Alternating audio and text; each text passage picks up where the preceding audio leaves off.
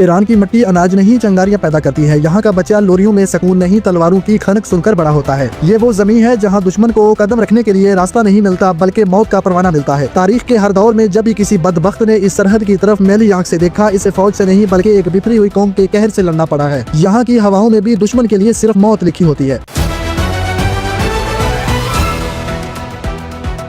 Iran के चारों तरफ खड़े पहाड़ महज पत्थर नहीं, कुदरत के बनाए हुए वो किले हैं जिन्हें तोड़ना इब्लीस के बस की बात नहीं। ये वो फौलादी दीवारें हैं जिन्होंने दुनिया भर के बड़े बड़े फिरौनों का तकब्बर खाक में मिला दिया। मैदान जंग तो दूर की बात, दुश्मन की हिम्मत इन चोटियों से टकरा कर ही खत्म हो जाती है। कुदरत ने खुद इस सरजमी को वो ढाल अता की है जिस पर दुनिया का कोई नेजा असर नहीं करता।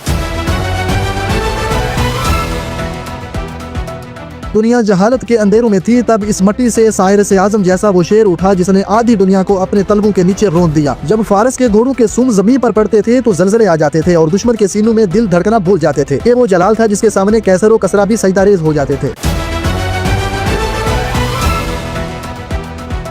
फारस की ताकत का तूफान जब मगरब की तरफ मुड़ा तो पूरे यूरोप के ऐवानों में सफ़े मातम बिछ गए। शहनशाह खुशियार शाह ने जब अपने लाखों के लश्कर के साथ समंदर को चीर कर पेशे कदमी की तो तारीख की रूह कांप गई। ये वो मार्के थे जिन्होंने दुनिया को बता दिया कि ईरानियों के अज़म के सामने हिमालय रेत का ढेर हो जाता है और समंदर सिर्फ रास्ता देने के लिए बने हैं। हमसे टकराना अपनी नस्लों को मिटाने के बराबर है। दुनिया को फतह करने का नशा पालने वाला सिकंदर जब ईरान की हदूद में दाखिल हुआ तो इसे अपनी जिंदगी का सबसे कड़वा घूंट पीना पड़ा। यहाँ इसे कदम कदम पर लाशें उठानी पड़ी और हर मोड़ पर ईरानियों ने इसकी मौत का सामना किया। वो फाते आलम कहलाया जरूर, मगर इस सरजमीन ने इसकी आधी जवानी और तमाम तर गरूर छीन लिया। ईरान वो दलदल है जहाँ बड़े बड़े सिकंदर गर्क हो गए, मगर ये मिट्टी कभी गुलामी कबूल नहीं करती।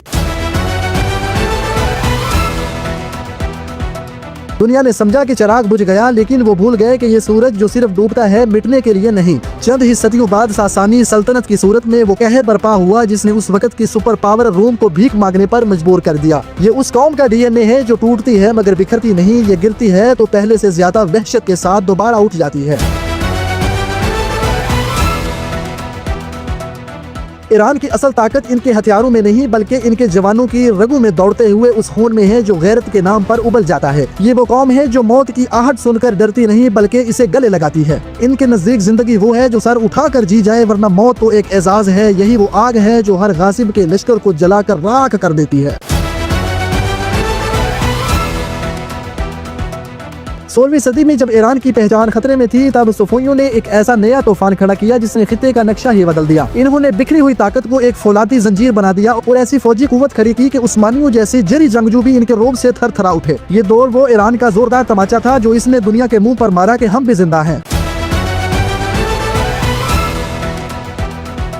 वक्त के समंदर में कितनी ही सल्तनतें डूब गई, कितने ही नाम मिट गए, लेकिन ईरान का परचम आज भी लहरा रहा है। ये कोई मौजज़ा नहीं बल्कि इस कौम के इस आहनी अज़म का सिला है जो किसी के सामने घुटने नहीं टेकने देता। वक्त बदला, हुक्मरान बदले, मगर इस मिट्टी की तासीर न बदली। ये वो लोहा है जिसे जितना तपाया जाए ये उतना ही धारदार और कातिल बन जाता है।